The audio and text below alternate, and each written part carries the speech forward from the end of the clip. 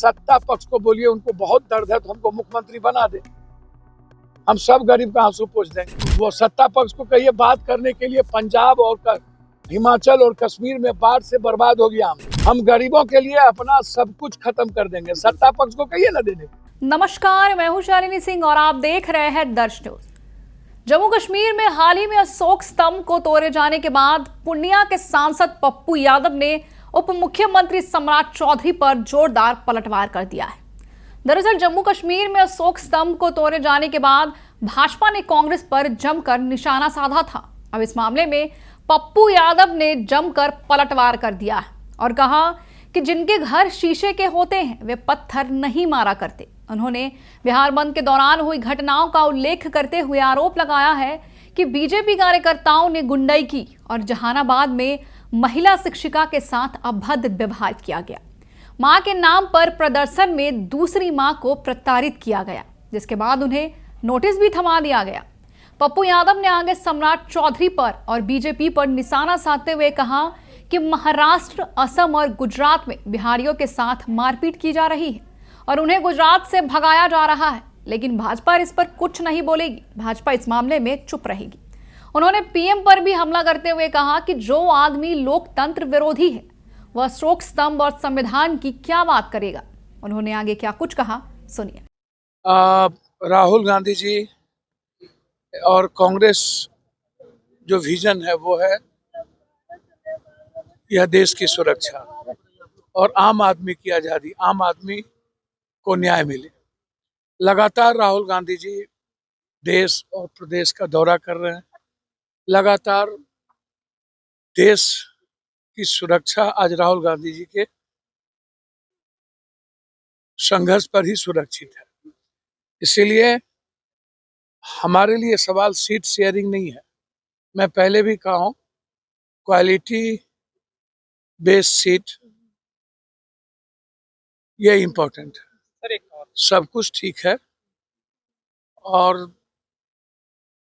India गठबंधन की सरकार राहुल गांधी जी के विजन पर बनेगी, उनके परसेप्शन पर बनेगा, उनके विचारों पर बनेगा, ये मैं जानता हूँ। सम्राट जी से कहिए शुभ बाजे तो बाजे, चलनियों बाजे है, शीशे के घर में रह के पत्थर नहीं फेंकते। 2 दिन पहले आपने बिहारियों को कैसे डंगाया, क्या गुंडई की है आप लोगों ने। इसी जहानाबाद में शिक्षिका को, एक महिलाओं को कितना पीटा और उसको नोटिस भी आप दे दी। आपकी हैसियत देखिए ना, चोरी भी, सीना जोड़ी भी, और पूरे बिहार में। दूसरी चीज सम्राट चौधरी से कहिए कि लगातार बिहारियों को पीटा जा रहा है महाराष्ट्र में, असम में, गुजरात में।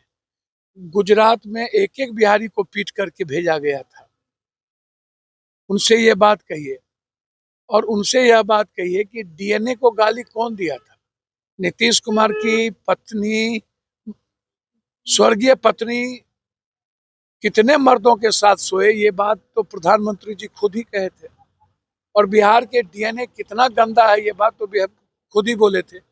और मध्य प्रदेश में नीतीश कुमार के विधानसभा के उस बयान पर कहा था ये महिला विरोधी है। आप उन्हीं के साथ चल रहे हैं और आप मुरेठा भी खोल लिए, आप बाल भी, दाढ़ी भी नहीं कटा लिए। तो नीतीश जी तो हैं मुख्यमंत्री जी। तो मेरा आग्रह है उनसे कि केरल का कोई एक व्यक्ति ने गलती किया, माफी मांग ली।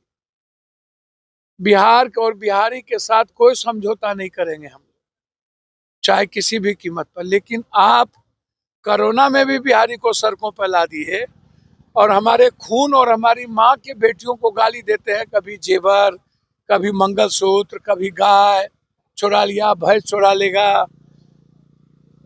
तो गरीब को गाली तो आप दे रहे हैं।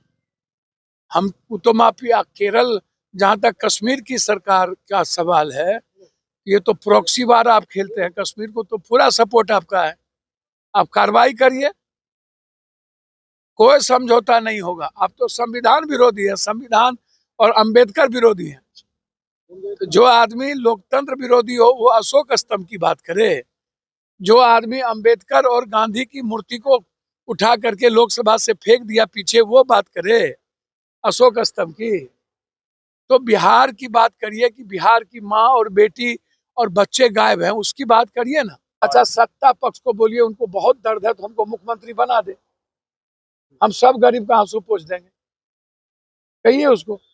और एक दिन किसी माँ की आंख में आंसू आ गया तो मेरे पैदाइश में फर्क होगा।